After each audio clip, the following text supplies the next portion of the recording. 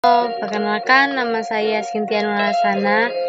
Saya dari kelas MA 19C8 Universitas Pelita Bangsa. Nah, di sini saya akan menjelaskan tentang materi dari mata kuliah praktikum statistik. Nah, yang pertama ada 4 tipe macam data atau level of measurement. Yang pertama ada data nominal. Apa itu data nominal? Data nominal biasa disebut data skala nominal, yaitu data yang diperoleh dengan cara kategorisasi atau klasifikasi. Misalnya seperti jenis pekerjaan. Nah, diklasifikasikan sebagai yang pertama itu pegawai negeri, diberi tanda 1. Selanjutnya pegawai swasta diberi tanda 2 dan pegawai wira swasta diberi tanda 3. Nah, ciri data nominal yaitu posisi data setara. Dalam contoh tersebut, pegawai negeri tidak lebih tinggi atau lebih rendah dari pegawai swasta. Kemudian tidak bisa dilakukan operasi matematika seperti kali, tambah, kurang, atau bagi. Misalnya, tidak mungkin 3 dikurangi 2 sama dengan 1.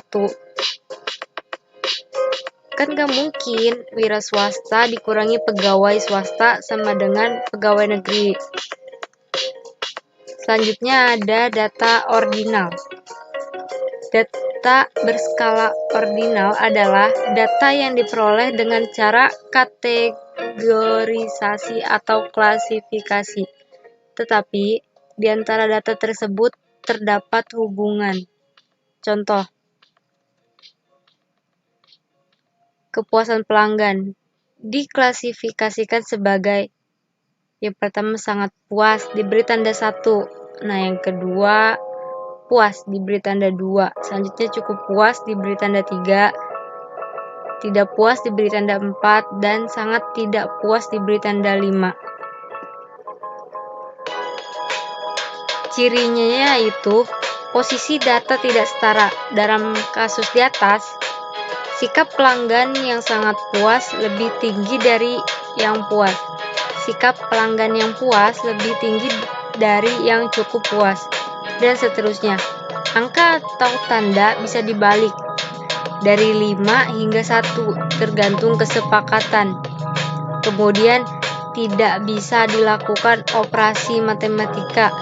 Tidak mungkin 1 ditambah 2 sama dengan 3. Yang berarti sangat puas ditambah puas sama dengan cukup puas. Selanjutnya ada data interval. Data interval adalah data yang diperoleh dengan cara pengukuran, di mana jarak antara 2 titik pada skala sudah diketahui. Berbeda dengan skala ordinal, di mana jarak 2 titik tidak diperhatikan, seperti berapa jarak antara puas dan tidak puas, yang sebenarnya menyangkut perasaan orang saja. Contohnya seperti temperatur ruangan. Biasa diukur dalam Celsius atau Fahrenheit, dengan masing-masing punya skala sendiri untuk air membeku dan mendidih. Celsius pada 0 derajat Celsius sampai 100 derajat Celsius. Skala ini jelas jaraknya, bahwa 100 dikurangi 0 sama dengan 100. Fahrenheit pada 30 derajat Fahrenheit sampai 212 derajat Fahrenheit. Skala ini jelas jaraknya. 212 dikurangi 32 sama dengan 180.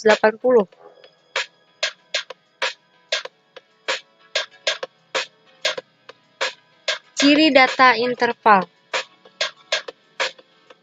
Cirinya yaitu tidak ada kategorisasi atau pemberian kode seperti terjadi pada data nominal dan ordinal. Kemudian bisa dilakukan operasi matematika. Misalnya panas 40 derajat adalah 2 kali panas dibanding 20 derajat. Kemudian ada data rasio. Rasio adalah data yang diperoleh dengan cara pengukuran, di mana jarak dua titik pada skala sudah diketahui dan mempunyai titik nol yang absolut. Ini berbeda dengan skala interval, di mana tak ada titik nol mutlak atau absolut, seperti titik 0 derajat Celcius. Tentu beda dengan titik 0 derajat Fahrenheit, atau pergantian tahun pada sistem kalender Masehi setiap 1 Januari.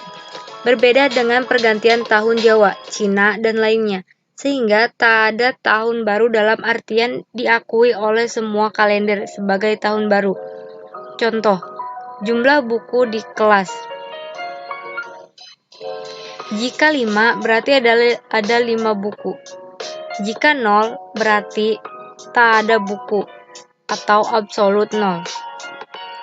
Ciri data rasio yaitu tidak ada kategorisasi atau pemberian kode.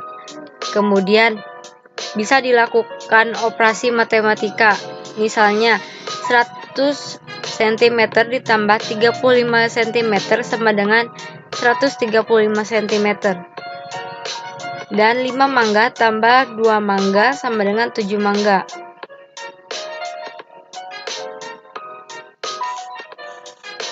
Catatan yaitu pengolahan data kuantitatif sebagian besar menggunakan data rasio.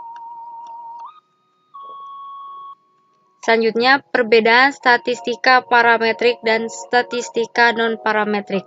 Statistika parametrik.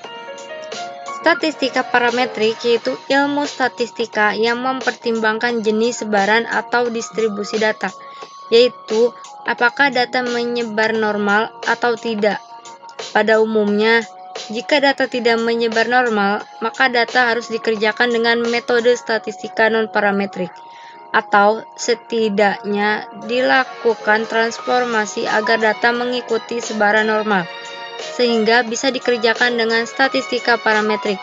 Contoh, metode statistika parametrik uji Z bisa menggunakan 1 atau 2 sampel. Uji T bisa menggunakan 1 atau 2 sampel. Korelasi persen perancangan percobaan bisa menggunakan one or two way ANOVA parametrik dan lain-lain. 2. Statistika non-parametrik. Statistika non-parametrik adalah statistika bebas sebaran atau tidak mensyaratkan bentuk sebaran parameter populasi, baik normal atau tidak. Statistika non-parametrik biasanya digunakan untuk melakukan analisis pada data berjenis nominal atau ordinal. Data berjenis nominal dan ordinal tidak menyebar normal. Contohnya metode statistika non-parametrik yaitu binomial test, chi-square test, median test, Friedman test, dan lain-lain. Sekian penjelasan dari saya, mohon maaf apabila ada kekurangan. Terima kasih. Wassalamualaikum warahmatullahi wabarakatuh.